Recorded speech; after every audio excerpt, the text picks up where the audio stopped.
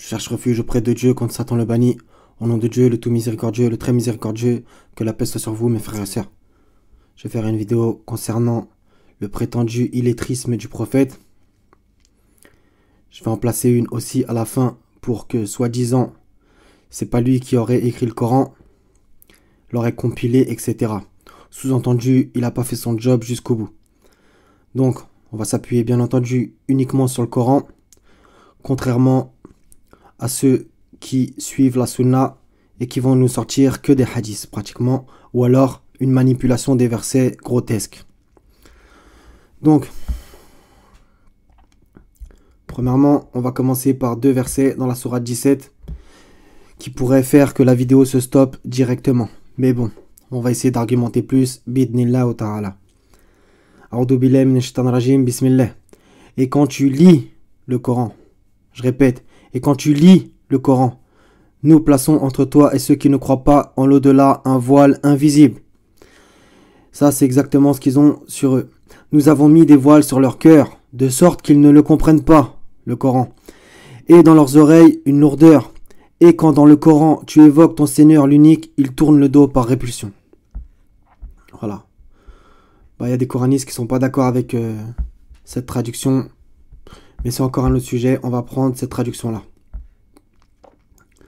Maintenant, on va écouter la doctrine, excusez-moi l'expression, des égarés. Et ensuite, on verra un article qui représente bien cette croyance. Et par la grâce d'Allah, on va les démonter. Bismillah. On les écoute. Donc c'est sur le havre de savoir. Hein.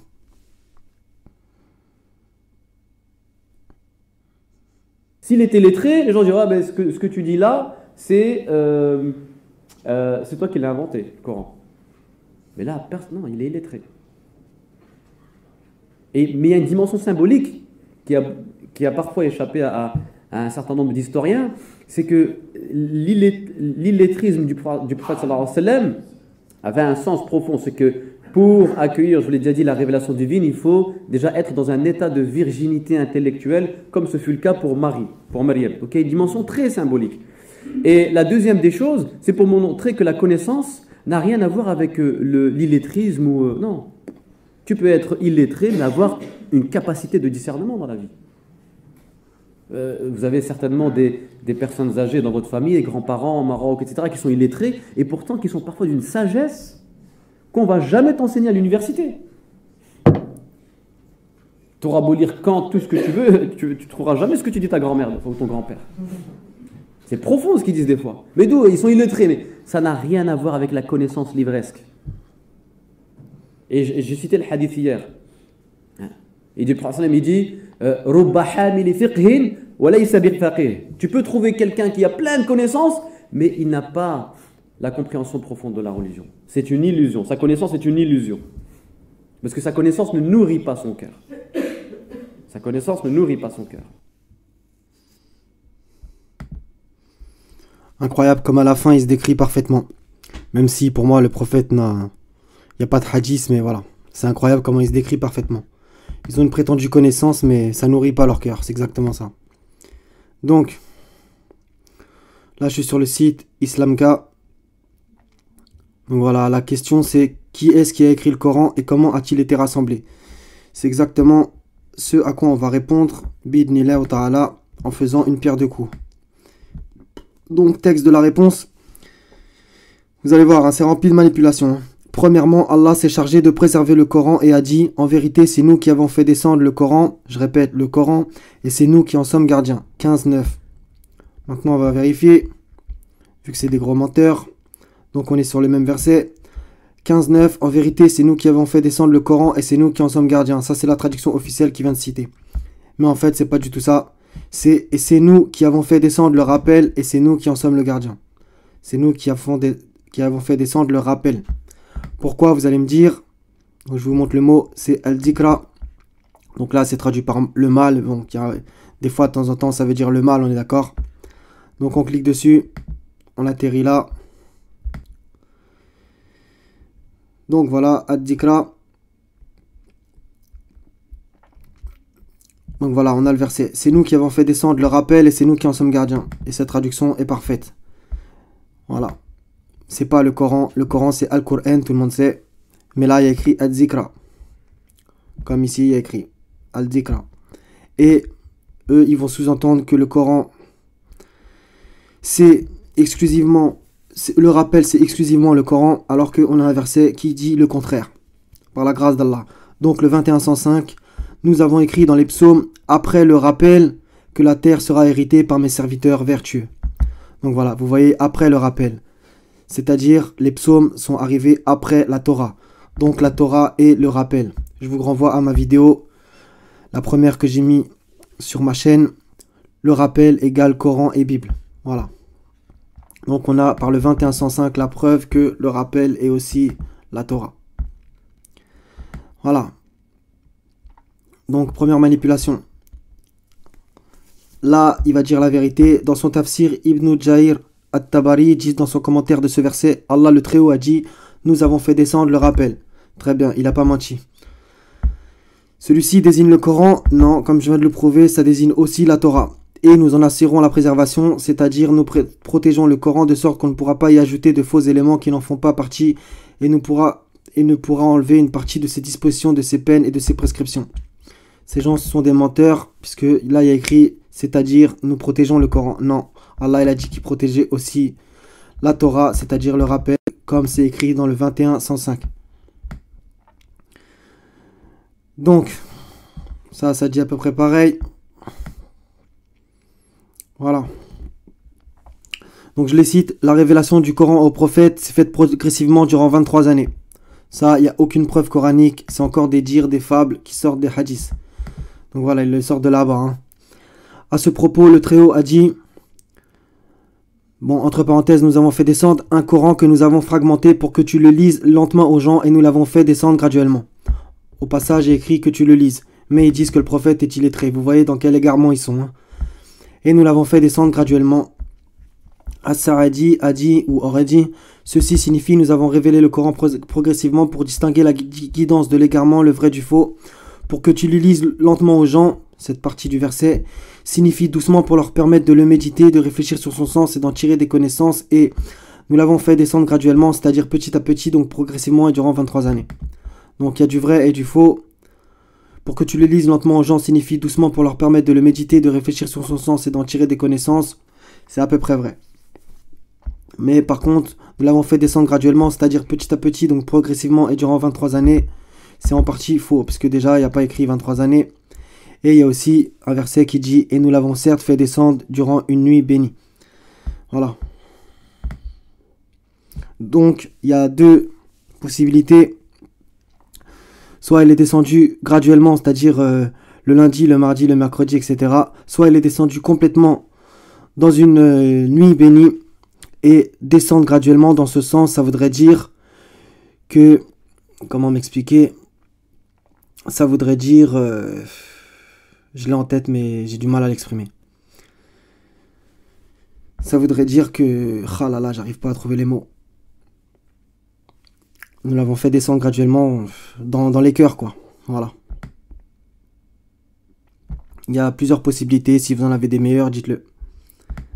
Mais on est face à face avec ce verset qui dit « Nous l'avons fait descendre lors d'une nuit bénie ». Donc, il n'y a pas de contradiction dans le Coran, donc c'est sûrement nous qui avons mal compris. Ça, c'est pas très intéressant. Voilà, on va s'intéresser à ça. Quatrièmement, le prophète donne un mandat, ça c'est selon leur dire, hein, donne un mandat à un groupe de compagnons fidèles et bien instruits pour transcrire le contenu de la révélation. Ce sont les gens qualifiés dans leurs biographies respectives des scribes de la révélation. C'était les 4 califes Abdallah ibn Amr ibn al-As, Muawiyah ibn Abi Sufyan, Zayd ibn Sabit. N'importe quoi, c'est pas écrit ça non plus. Donc je vous ai trouvé le mot. Voilà, ça c'était le verset qu'ils avaient cité. Un Coran que nous avons fragmenté pour que tu le lises aux gens par intervalle, nous l'avons fait descendre graduellement. Donc j'avais cliqué sur afin que tu le lises, litakra'ahu, et on remarque bien que tu le lises aux gens. Donc déjà, si ils savaient lire, comment il était illettré. C'est pour ça qu'ils ont mal compris le mot illettré qui voudra dire autre chose, on va le voir plus tard. Pas illettré dans le sens tu ne sais pas lire. Donc, Sourate 96, verset 1, on a la même racine, Ikra, voilà. Lis au nom de ton Seigneur qui a créé. Donc, ils savaient forcément lire, c'est une évidence. Mais bon, ces gens-là sont dans la négation perpétuelle. Et ils veulent rabaisser le prophète, comme je vais le prouver dans plein de vidéos, bidnillah ta'ala. Donc, maintenant qu'ils ont parlé de scribe, j'ai tapé le mot scribe. Et hélas pour eux, il n'y a aucun verset qui dirait que le prophète avait des scribes. Voilà. Donc, je vous invite à lire le 2, 282, où il y a 3 fois le mot scribe. 2, 283, où il y a une fois le mot scribe. Et dans le 92, on a de nobles scribes. Donc, on va y aller. Kiraman Katibin. Donc, on voit bien le Katibin qui ressemble au mot Kiteb. Scribe, Kiteb, c'est relié. Scribe, livre, c'est relié. Voilà. Donc, on continue. Maintenant, on va leur prouver que illettré, ça ne veut pas dire ce qu'eux ils sous-entendent. Si c'est bien le mot illettré qu'il y a écrit dans le 757 et le 758 qu'ils aiment bien utiliser, matrixer, pour faire croire que le prophète était illettré. Et on va leur montrer aussi au passage que c'est le prophète qui a écrit le Coran. De sa main droite, comme c'est bien écrit. Donc, 2,78, il y a parmi eux des illettrés qui ne savent rien du livre, hormis des prétentions, et ils ne font que des conjectures. C'est marrant dans le sens où ce verset concerne justement les gens qui prétendent que le prophète du Coran était illettré. Dans le sens ne sait pas lire, alors que illettré dans ce sens-là veut dire être quelqu'un qui ne connaît pas l'écriture, ne connaît pas les livres saints, etc. Ce n'est pas qu'il ne sait pas écrire, il y a une nuance importante. Voilà, c'est-à-dire par exemple quand on dit quelqu'un est lettré, c'est-à-dire que voilà, il est une sorte d'érudition, quoi, vous comprenez? Voilà. Donc on va aller au 2,78, on va voir le mot, c'est Ummiyun. Voilà, Ummiyun qui va revenir, comme on va le voir. Donc il y a aussi le 3,20 que vous verrez si vous avez envie, mais pour pas rallonger la vidéo, on va pas s'en occuper. On va s'occuper après du 757 et du 758 où il y a écrit 2 fois qu'ils utilisent particulièrement souvent. C'est d'ailleurs leur seule prétendue preuve qu'ils ont. Donc voilà. Ummiyun du 2,78 qu'on va retrouver dans la racine du 757. Donc je vais citer le verset comme il est traduit très très souvent. 757. Ceux qui suivent le messager, le prophète illettré, qu'ils trouvent écrit chez eux dans la Torah et l'évangile. Il leur ordonne le convenable, leur défend le blâmable, leur rend licite les bonnes choses, leur interdit les mauvaises et leur ôte le fardeau et les jougs qui étaient sur eux. Ceux qui croiront en lui, le soutiendront, lui porteront secours et suivront la lumière descendue avec lui. Ceux-là seront les gagnants. Donc on va au mot illettré.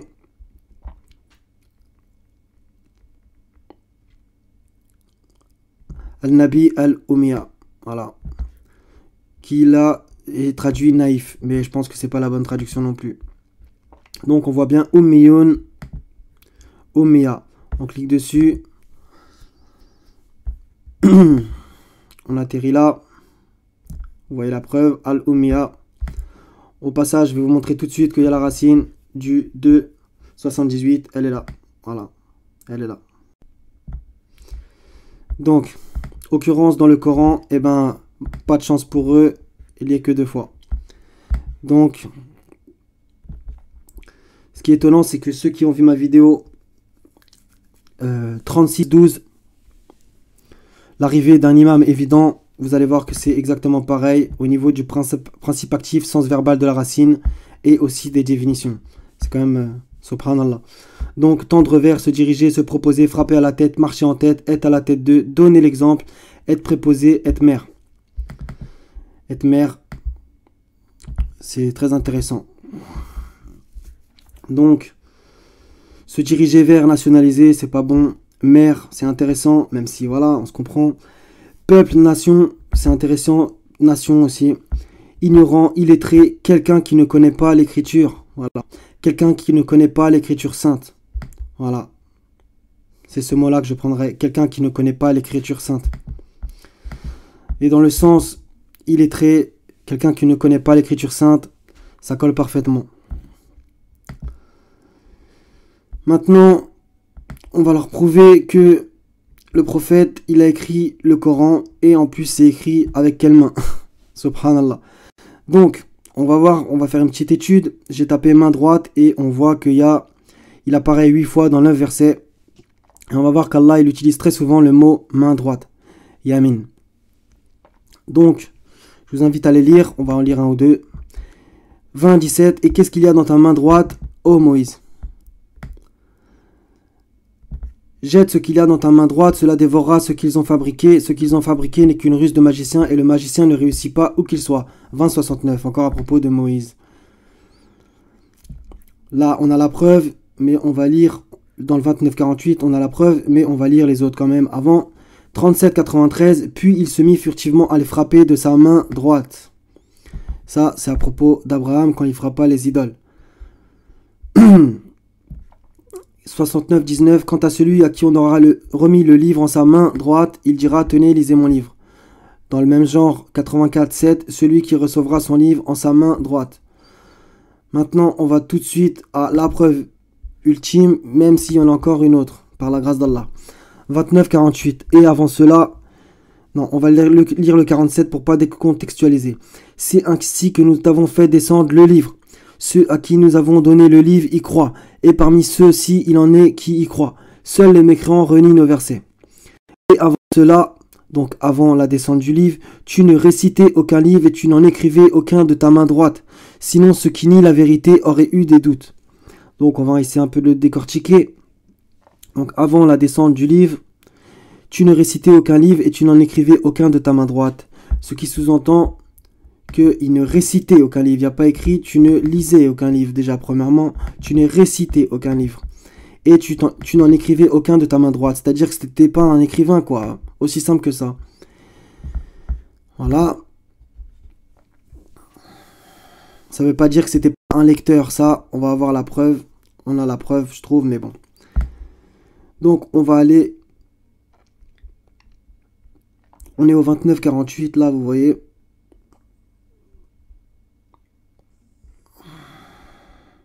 Tu étais... Ah, j'aime pas du tout ces traductions-là. Du coup... C'est pas très grave. De toute façon, la traduction, il n'y a aucun problème dessus. Même s'il y en a d'autres qui sont intéressantes aussi. Tu ne lisais pas les écritures précédentes, c'est intéressant aussi. Et tu ne les écrivais pas de ta main non plus. Un peu moins bien, je trouve. Ça serait plutôt « et tu n'en écrivais aucun de ta main droite ». Voilà. Voilà. Donc maintenant, on va à la preuve ultime. 69, 40 à 46 pour pas le décontextualiser. Et on va voir qu'il y a plus ou moins... Il y a 4 versets qui nous intéressent encore plus.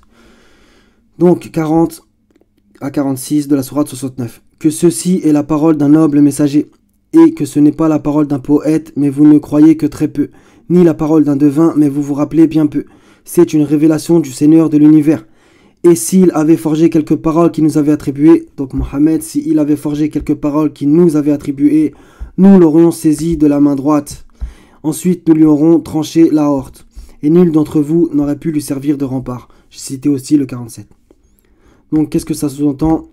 S'il avait forgé quelques paroles qu'il nous avait attribuées, nous l'aurions saisi de la main droite, c'est-à-dire, bah voilà quoi, c'est aussi simple que ça, il écrivait de sa main droite. Voilà. Normalement, il n'y a pas besoin d'expliquer. Hein. C'est clair et net. Qu'il nous avait attribué, nous l'aurions saisi de la main droite. Alors, bien entendu, il y en a qui vont me dire, oui, donc là, tu vois bien qu'il n'y a pas écrit qu'il écrivait de sa main droite le Coran et tout. Bah, quand même. Quand même.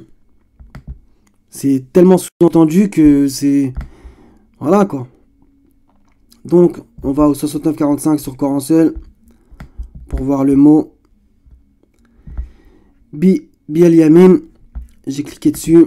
Ça nous envoie sur le Bi al-Yamin. Donc, vu qu'il y a le Bi devant, par la droite, il n'y a que 2 occurrences, même s'il y en a beaucoup plus en fait. Afficher, masquer les occurrences de la racine de ce mot dans le Coran, vous voyez, il y en a énormément. Donc, 37-93, alors il se précipita vers elle en les frappant de la main droite. Ibrahim 69-45, nous l'aurions saisi de la main droite. Voilà, on voit bien la référence. Donc pour moi, je pense que c'est clair. Mohammed était, si vous voulez utiliser le mot illettré, il était illettré dans le sens, il ne connaissait pas l'écriture sainte avant la descente du Coran. Aussi simple que ça. Pour la descente graduelle, il n'y a pas écrit 23 ans dans le Coran, ça c'est encore des hadiths. Ensuite, graduellement, ou alors nous l'avons fait descendre dans une nuit bénie, ça se discute, on va dire, il y a plusieurs possibilités. Il n'y a pas de contradiction dans le Coran, donc peut-être qu'on a mal compris. C'est-à-dire, moi j'entends par là, nous l'avons fait descendre graduellement, plus ou moins dans les cœurs, quoi. Alors qu'il est descendu dans une nuit bénie. Ensuite, que soi-disant le prophète aurait des scribes, c'est totalement faux. On a vu que le mot scribe, ça a été, il n'y a pas écrit tu avais des scribes, tes scribes, etc. Rien du tout. Donc, et ensuite, on a les versets de la sourate 169 et de la sourate 29 qui nous disent, on va y retourner. Déjà, tu ne récitais aucun livre et tu n'en écrivais aucun de ta main droite. Voilà, ce qui sous-entend que, par contre, après, il en a écrit de sa main droite, vous voyez, comme dans la 69 qui dit, nous l'aurions saisi de la main droite, vous voyez, c'est un rappel, c'est évident, quoi. Voilà. Donc le prophète n'était pas illettré au sens qu'il ne savait ni lire ni écrire, vu qu'il y a tellement de versets qui lui dit lis, etc. C'est complètement fou de penser ça. Et c'est encore une fois réducteur de notre bien-aimé prophète. Et posez-vous la question, pourquoi Allah ferait descendre un livre à quelqu'un qui ne sait pas lire? C'est, voilà. Donc Allah va faire descendre un film à un aveugle aussi pendant que vous y êtes. Voilà. Qui cherche trouve, celui qui toque à la porte, on lui ouvrira. Que la paix soit sur vous. Wassalamun ala al-mursalin. Walhamdulillahi rabbil alamin. La ilaha illallah wahdahu la sharika la. Wassalamu alaikum wa rahmatullahi wa barakatuh mes frères et sœurs.